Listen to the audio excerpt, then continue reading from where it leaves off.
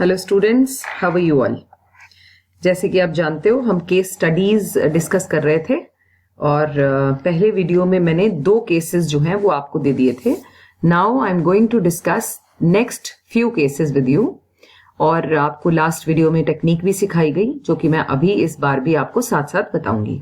ठीक है, सो ये जो केस है, case number 3, this is actually taken from this chapter number 3, LPG, liberalization, privatization and globalization, and the name of the unit as you know is economic reform since 1991।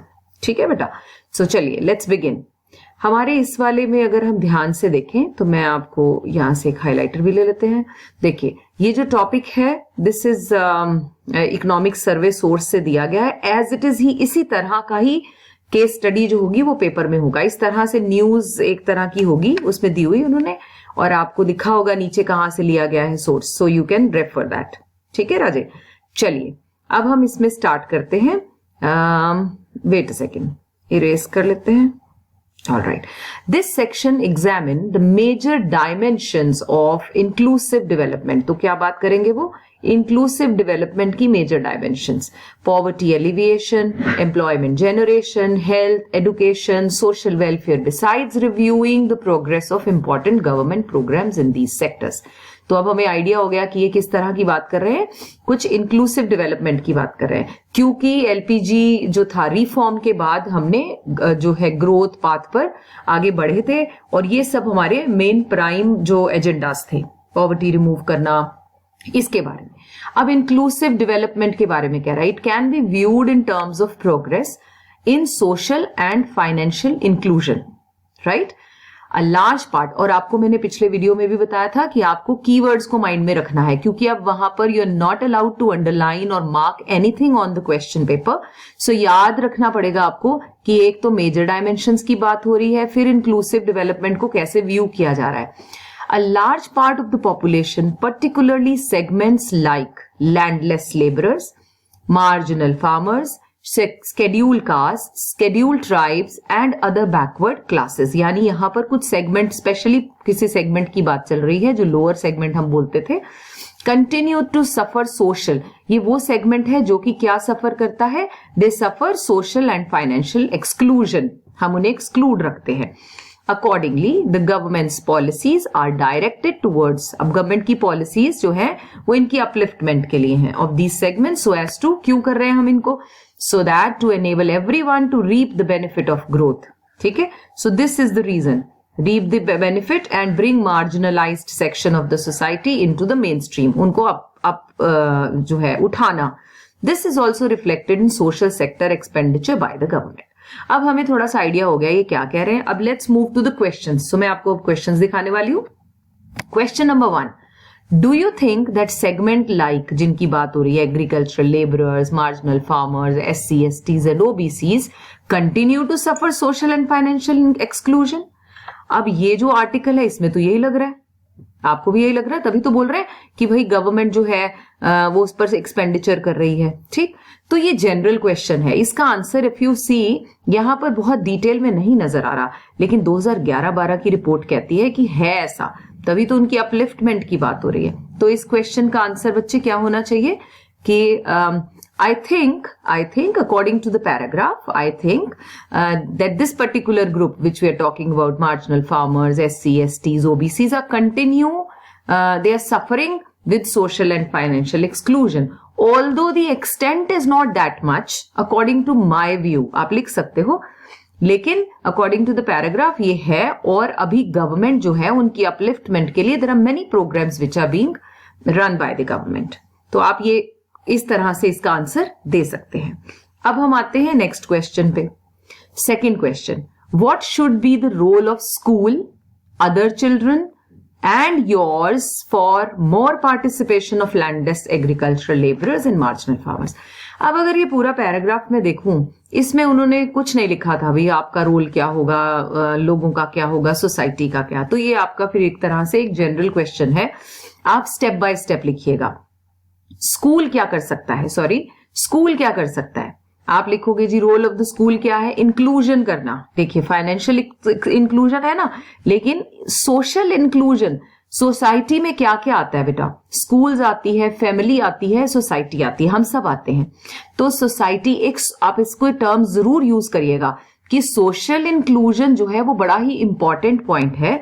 सो मुझे लगता है according to my observation school का role बड़ा ही important है, और जो school है वो एटलीस्ट, यहां पर मैं आपको नोट भी कर देती हूं, बोलना चाहिए स्कूल के रोल में कि स्कूल को कुछ रिजर्वेशन रखना चाहिए, स्पेशली इन बच्चों के लिए जो एक्सक्लूडेड हैं, ओबीसीज, एसटीज, एससी एसटीज। आपको पता है ये होता भी है, some reservation like 15% or maybe 20-25% seats should be reserved, no matter whether it's a public school or a private school, should be reserved for these people. फिर दूसरे बच्चों का रोल क्या है? जो बच्चे हम इंटरैक्ट करें इन लोगों के साथ, चाहे स्कूल में चाहे हमारी सोसाइटी में, हम उनके साथ इक्वल बिहेवियर करें, है ना, इक्वल बिहेवियर। तो हम उन्हें नीचे ना समझकर उन्हें बराबर का समझें, बराबरी से खेलें, उनके साथ बात करें, जो हमें एक्सक्लूडेड बिहेवियर जो उनको फील होता है, एक्सक्लूजन, वो ना फील हो। और आप उसने साथ में लिख दिया एंड योर्स, तुम्हारा पार्टिसिपेशन टुवर्ड्स देम। तो आप कहेंगे कि मेरा भी participation as a student same रहेगा कि उन्हें फ्रेंड्स बनाया जाए, उन्हें सोशली इंक्लूड करना ही मेरा भी मोटिव रहेगा। तो इस तरह का आंसर आप यहां पर लिखने वाले हैं। I am sure you are clear with the point. चलो नेक्स्ट क्वेश्चन देखें। In your opinion, again they are asking for your opinion, will it be enough to direct the government policies towards economic and social upliftment? कहता क्या ये काफी है कि government ही इनकी upliftment करे? आप सोचें जरा क्या आंसर होना चाहिए। हमारा ओपिनियन मांग रहा है, तो हम कहेंगे जी देखिए it's the responsibility of the government as well as the society. ठीक है, सो हम सारी चीजें गवर्नमेंट के ऊपर नहीं छोड़ सकते। तो आप कहेंगे कि गवर्नमेंट तो देखिए मार्जिनलाइज उन लोगों को बराबर लाने के लिए लिखा है यहां पर कि government is spending money on that. So yes, क्योंकि गवर्नमेंट जो है वो इन सबको एज अ होल इनके लिए प्रोग्राम चलाकर इन्हें बेनिफिट कर सकती है।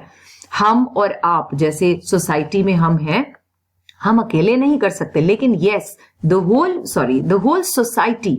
तो आप इसे इस तरह से प्रोजेक्ट करेंगे क्वेश्चन को कि भाई it is the yes, government plays very important role because it's the duty of the government to uplift all these people which are vulnerable.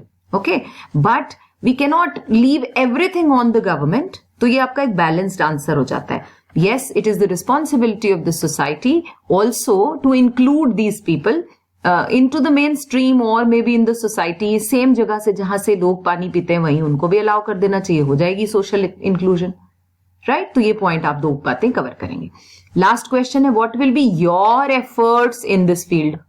अब आप यहां पर अपना, क्योंकि this is not related to this paragraph, कहीं नहीं लिखा भैया क्या है, तो आप भी इन्हीं बातों को ही थोड़ा सा बेटा बढ़ा चढ़ा के या थोड़ा इसको और पॉलिश करके या अपने और किसी आइडिया को भी यहां रिफ्लेक्ट कर सकते हैं. तो आप कहेंगे कि हम भी, मेरा भी पर्सनली या as a your effort I mean as a student हमारा जो एफर्ट रहेगा, या as I am part of society only. So जो रोल सोसाइटी का रहता है वही रोल जो होगा वो मुझे लगता है हमारा भी होगा, और उनकी अपलिफ्टमेंट के लिए, उन्हें इक्वालिटी दिलाने के लिए. ठीक है, तो इस फील्ड में मुझे लगता है कि मैं इक्वालिटी के लिए I should work more on that. और पीपल जो जिनके घरों में डोमेस्टिक सर्वेंट्स SC/STs हैं, they should not treat them differently, so they should be treated at the same ground. बस आप इतना लिखकर इस वाले आंसर को क्लोज कर सकते हैं. सो आप समझ गए होंगे कुछ जो क्वेश्चंस होते हैं, ज्यादातर केस स्टडी क्वेश्चंस जो होते हैं बेटा वो ओपिनियन बेस्ड होते हैं. ऑल्दो सारे ओपिनियन सही होते हैं बशर्ते कि आपका आंसर जो है वो लॉजिकली प्रेजेंट किया गया हो. क्लियर राजे? चलिए अब हम चलते हैं अपने केस नंबर 4 पर. केस नंबर 4 जो है वो लिया गया है पॉवर्टी, यूनिट नंबर 3 से, पॉवर्टी में से, incidence of poverty by social groups. तो लेट्स मूव फर्दर. मैं आपको वैरायटी ऑफ केसेस देने वाली हूं ताकि आप वहां पर कोई नया केस देखकर सरप्राइज ना हो जाएं. तो केस इस तरह से भी आ सकता है, ये देखिए, ये केस है. अब ये केस स्टडी है, आपको एक टेबल दे दिया गया, ऐसे ही बच्चों आपको टेबल के साथ एक ग्राफ दे दिया जा सकता है और उससे रिलेटेड क्वेश्चंस पूछे जा सकते हैं. So be ready for any such thing. That is why I am giving you the variety of questions so that you should not be surprised, oh my god ये क्या आ गया. सो ऐसा नहीं होना चाहिए आपके साथ. अब देखो इस क्वेश्चन, इसमें से क्या पता चलता है हमें. सो लेट्स मार्क आपकी इंफॉर्मेशन के लिए. यहां पॉवर्टी के बारे में बात हो रही है. कौन सा डेटा है? 93, 94 and 2004 and 5. As you can see we are comparing 2 years. Rural और अर्बन को कैटेगराइज किया गया है. SC STs में ऑल, ओवरऑल भी लिखा है. ठीक है, तो कुछ नंबर्स दिए हैं. चलो क्वेश्चंस पे चलते हैं, फिर देखते हैं क्या पूछ रहे हैं. The very first question, for which social group incidence, कौन सा सोशल ग्रुप है, incidence of poverty was higher than the national average. किसमें? रूरल में. कौन से ईयर में? बस अब आप सीधा 93, 94 के रूरल एरिया में चले जाओ. आप मेरी बात समझ रहे हो? ऐसे जब टेबल हो तो हाईलाइट कर लो, देखना क्या, नहीं तो आप जैसे टेबल देखते हो कंफ्यूज, ओ माय गॉड पता नहीं क्या पढ़ना है. तो आपको अपने आप को हिंट्स देने हैं कि मैंने देखना क्या है. आपने 93, 94 के रूरल एरिया को देखना है. चलो, कैन यू सी हियर 93, 94 का रूरल एरिया मिल गया. अब पूछा गया था उसने incidence of poverty is higher. चलो अब देखिए कौन से में, SC में हायर है 93, 94 रूरल में, या ST में हायर है. आपको जवाब मिल गया होगा बेटा, 48.3 ज्यादा है या 52.0. So this is what you are supposed to write in that. In rural areas 93, 94 as shown in the table, it shows that SC जो है वो कम है और STs का जो परसेंटेज है दैट इज हाई. राइट, चलो अगले क्वेश्चन पे चलते हैं. अब आ गया नेक्स्ट क्वेश्चन. अब ये 93, 94 और 2004-5 में which social group in urban area, अब अर्बन में is higher reduction in poverty. मतलब अर्बन में इस टाइम पर कहां सबसे ज्यादा पॉवर्टी रिड्यूस हुई है. चलो चलें अर्बन में चलते हैं. अर्बन में और इन दोनों में कहां रिड्यूस हुई बेटा सबसे ज्यादा? देखो रिडक्शन, SC जो थे वो 48.8 से 39.8 रह गए. सो क्लोज टू कितने परसेंट, माइनस कर लेना इसको, पता चल जाएगा आपको. So it is 9%. यहां आ जाते हैं STs में क्या फॉल हुआ जी? 7%. तो किसका ज्यादा है आप वहां बताओगे कि इसका 9% है, इसका 7. सो SCs का जो फॉल है परसेंटेज वो अर्बन एरिया में बड़ा है. समझ रहे हो बेटा? आपसे रीजन नहीं मांगे कुछ भी क्यों है, उसने सिर्फ पूछा किसका बड़ा है कम हुआ है, आप बस उसके बारे में लिखेंगे. एक और बात, जो बच्चे गलती करते हैं, आप लोग आंसर में ना एक वन वर्ड आंसर या शॉर्ट आंसर्स लिखते हो. एज अ सीनियर स्टूडेंट, आप सीनियर मोस्ट क्लास हो स्कूल के, क्लास 12, तो as a senior student you are not suppose to write the hints, you are suppose to write the whole line. So you will elaborate. SC का जो fall है वो यहां से यहां हुआ विच मीन्स इतना.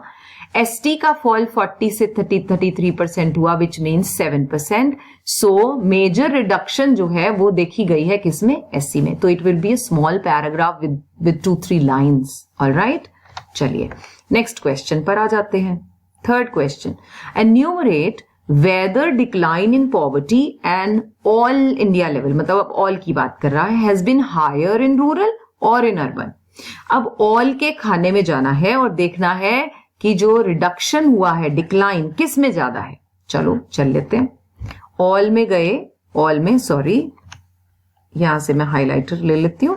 ऑल में गए और रूरल और अर्बन के फॉल को देख लो बस. 37% से 28%, तो क्लोज टू, मैं 3 तो नलिफाई हो गया, तो ये 9% हो गया क्लोज टू. ठीक है, यहां आ गए 32, ये कितना हुआ? 7%. तो आपको पता चल गया. आप इसी तरह से इस आंसर को भी इलेबोरेट करोगे. राइट बेटा, चलो last question. To reduce poverty on which social group the government should pay more attention. किस ग्रुप पर गवर्नमेंट को ज्यादा काम करना चाहिए? अब इसका आंसर तो यहां नहीं लिखा, आपकी सजेशन पूछ रहा है किस पे काम करना चाहिए. तो आप देखो ना बेटा किस पे करना चाहिए. तो आप इसे ओवरऑल पर भी आंसर कर सकते हो. रूरल में वर्क चाहिए ज्यादा क्योंकि वहां पर क्या है, या आप अर्बन इस तरह से भी ले सकते हो कि आप 2004-5 में इतने से इसमें रिडक्शन हुई, इतने से इसमें रिडक्शन हुई. गवर्नमेंट को और थोड़ा सा फास्टन करना चाहिए क्योंकि ये नंबर अभी भी हायर साइड पर है. ऐसा आंसर भी लिख सकते हो, और जिसमें रिडक्शन कम हुई वो भी लिख सकते हो। भाई इसमें देखो यहाँ रिड्यूस जो है वो कम हुआ है और इस वजह से उन्हें उस पे काम ज्यादा करना चाहिए। तो ये जो आंसर होगा ये एक ओपिनियन बेस्ड आंसर है, जो आप किसी भी एंगल से लेकर या सारे एंगल्स को, जो अच्छे बच्चे हैं वो सभी एंगल्स को इंक्लूड करके आंसर कर देते हैं। Did you understand that? I am sure it is clear to everybody. Okay, so this was a different type of question where you can find even a table as a case to study. All right, so you have to answer by referring that. अब अगर questions को आप ऐसे सीधा सीधा पढ़ोगे तो confuse होगे numbers में, तो मेरा ये method जरूर apply करना है कि what are you looking for, which is very important. You're looking for 93, 94 का rural और पूछ रहे हो हायर. बस अगर आप ये कीवर्ड्स को ही ध्यान देंगे वहां पर तो आपको बड़े आराम से आंसर्स जो हैं वो मिल जाएंगे. So that's all for this particular video. कुछ और केसेस के साथ मैं नेक्स्ट वीडियोस में लाऊंगी. ठीक है, आपको इस पेपर में पहुंचने से पहले वैरायटी ऑफ केसेस जब देखे होंगे तो आपको पता चल जाएगा कि how are you suppose to answer. Alright, bye bye, take care.